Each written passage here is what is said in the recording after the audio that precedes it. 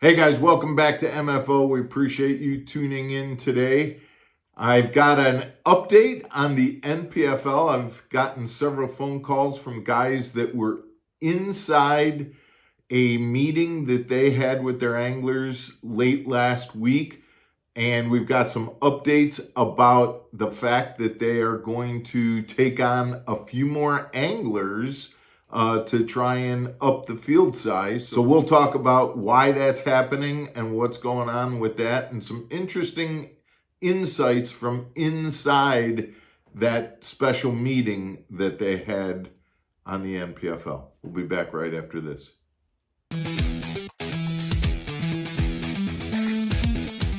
Welcome back to Mark Fisher Outdoors, everybody. I'm Mark Fisher. Thanks for tuning in. And speaking of that, if you wouldn't mind, hit that subscribe button and the like button. Hit that notification button. We'd appreciate it if you would do that. That's helping out the channel, and it's helping us bring you information like this. So yeah, I've gotten several phone calls over the weekend from guys that were a part of a special phone call through the NPFL. The NPFL kind of talked to their anglers about the fact that they've had about 3 anglers that out of the 118 that signed up for this year, the 2025 season, that due to some hardships had indicated to the staff that they were not going to be able to end up fishing for 2025, bringing the 118 number to about 115.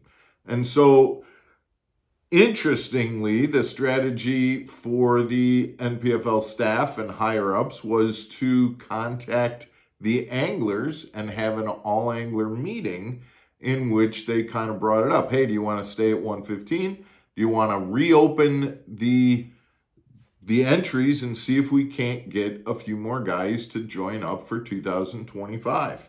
And the decision was made to, let's put it out there that, if there's a few more people that want to join up, we'll take them, maybe get to 120, something like that. Not just an all-out blitz to try and get, a million more guys, but just try and replace those 3, maybe take on a couple more.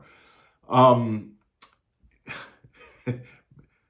interesting tactic, one that we aren't seeing over on the bass side very much, where before we make a move, we're going to just get some input. Not that we're going to do necessarily what you guys say, but we're going to listen to what the input is before we make a decision. And the other thing that was very interesting from the sources that I have is that it's really neat to hear that some of the older guys that are just coming on to the NPFL, I'm just throwing out some names like a Gerald Swindle, for example, are, being vocal. And it kind of reminds me of the, a baseball situation where you might have a team that's got a lot of rookies on it and things like that, but then you bring in somebody who maybe they've lost a step here and there. Maybe they're not quite hitting as many homers as they used to, but they've got the experience, and they, when asked a question or when asked for input, they've been there before. They can give you an answer. And it kind of sounds like, some of the better known names, the guys that are new to NPFL, were willing to stand up and kind of give some input, which then, a lot of nods around the Zoom call about, yeah, that sounds like a good idea kind of thing. So just kind of an interesting atmosphere, it sounds like, from what I understand. So the meat of the subject is that if you're looking to get into the NPFL, there's still an opportunity to do that. Very small window, maybe 5 anglers.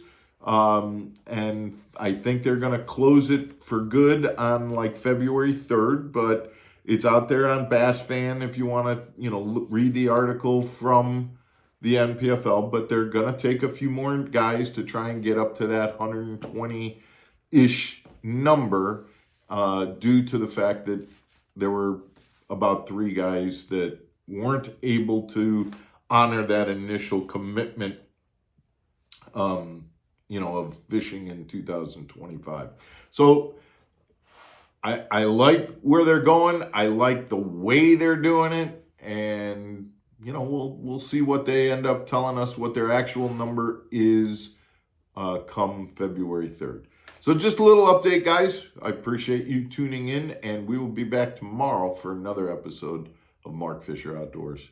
Take care, everybody.